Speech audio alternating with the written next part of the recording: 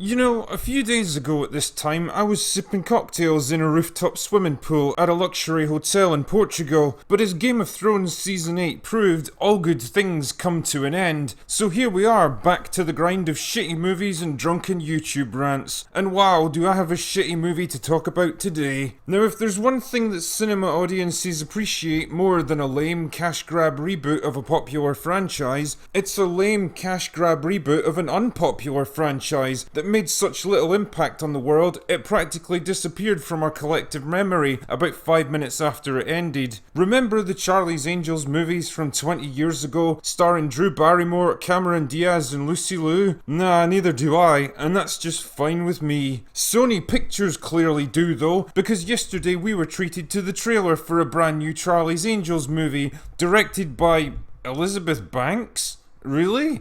No, whatever. Now in this case, I use the word treated in the same way I was treated to a taser and pepper spray by the Czech police during a night out in Prague. How was I supposed to know public nudity is illegal there? Anyway, Charlie's Angels marks the latest attempt by Sony to resurrect the decaying corpse of a long dead franchise and breathe fresh life into it long enough to extract the precious money that it needs to keep going. It stars Kristen Stewart, who's still convinced she can do something with her career outside of the Twilight series, and two other actresses I've never heard of. Anyway, the trailer begins with Kristen Stewart on a dinner date with some Asian businessman talking about how she thinks women can do anything, which is kind of a strange thing to say when you apply your brain to it. I mean, can women fly? Can they walk on water? Can they make Disney Star Wars not suck? Didn't think so. Anyway, she's actually a secret agent sent there to kill him, so she strangles him to death with a curtain, and it made me laugh because the actor looks like he couldn't give less of a shit if he was watching his laundry drying. To be honest, I think that's the kind of performance I would give if I was in this movie. Anyway, the guy's bodyguards are standing there watching their boss get murdered like a couple of absolute planks, when obscure actress number 1 sneaks in and beats them up with some really clumsy looking fight moves. You know how it's become kind of a cliche to watch a 50-kilo actress who looks like she could get taken out by a stiff breeze beating the crap out of dudes literally twice her size, and it's painfully obvious that the poor stuntmen are having to do 90% of the work to make it look even halfway believable. Yeah, well, Charlie's Angels doesn't believe in cliches in the same way a body positivity activist doesn't believe the advice of trained medical professionals. If everyone does it, then it must be good, right? Anyway, so their mission is complete, and in walks Bosley, played by Patrick Stewart. What the funk?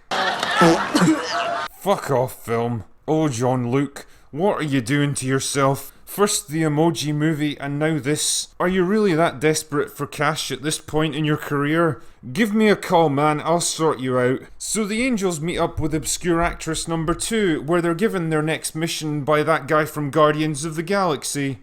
Who? Wait, I thought it was Bosley who handed out their missions. Who's this chump? Are there multiple Bosleys now? If so, why?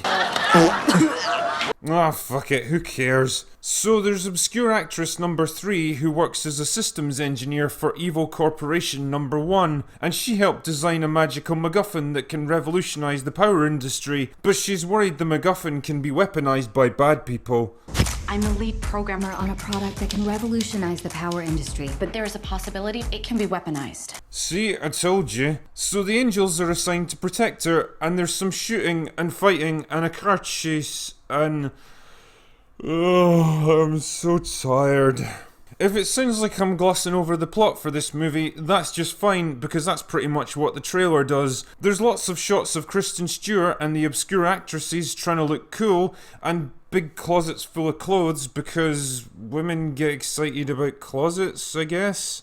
I don't know. Remember how the old Charlie's Angels movie was dominated by the obnoxious Destiny's Child soundtrack? Well, that's great, because the new trailer's dominated by an equally obnoxious Ariana Grande song that blasts out through pretty much the whole thing, to the point where it's actually difficult to even hear what's being said. Although, to be fair, I think that's probably for the best. Plot, characterization, and smart dialogue are not likely to be strong components of this movie. I've got absolutely no idea who the bad guys are, what they want, or what they're prepared to do to get it.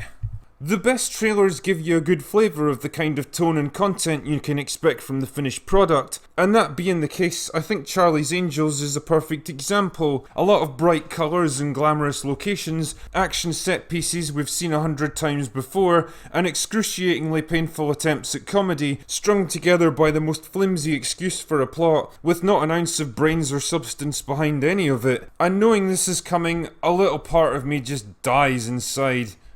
Oh wait, that's just my liver. Fuck off, film. Remember when Hollywood used to come up with original stories once in a while? Remember when studios were prepared to take risks on unproven concepts? Remember when there were scriptwriters with actual flair and talent, instead of endlessly rehashing and rebooting the same tired ideas again and again, desperately hoping to cash in on the potent cocktail of nostalgia and gullibility? And believe me, I know all about potent cocktails. But at least they had the good grace to rehash things that people actually had fond memories of. I fucking loved Jurassic Park when I was a kid. I thought Terminator 2 was the coolest movie ever made, and I was able to get fresh enjoyment out of Ghostbusters no matter how many times I rewatched it. But how many people really give a shit about the Charlie's Angels movies from 20 years ago? Are they really anyone's treasured childhood memories that they're desperate to see brought to life again? Or were they themselves just another lame attempt to cash in on the popular TV show from the 1970s that most people today can't even remember?